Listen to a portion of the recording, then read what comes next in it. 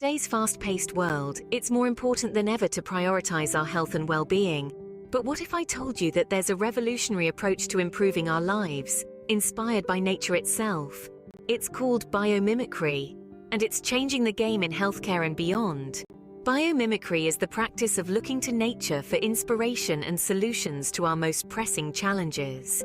By studying the intricate designs and processes found in the natural world, scientists and innovators are able to create groundbreaking technologies and products that benefit both our health and the environment. One example of biomimicry in healthcare is the development of new materials that mimic the properties of spider silk.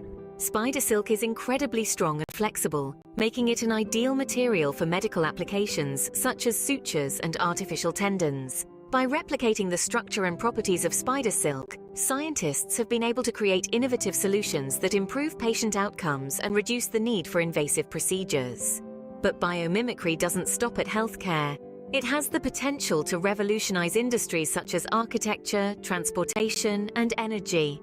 By learning from nature's efficient and sustainable designs, we can create buildings that are more energy efficient, transportation systems that are more streamlined, and renewable energy sources that are more effective. The possibilities are endless when we embrace biomimicry.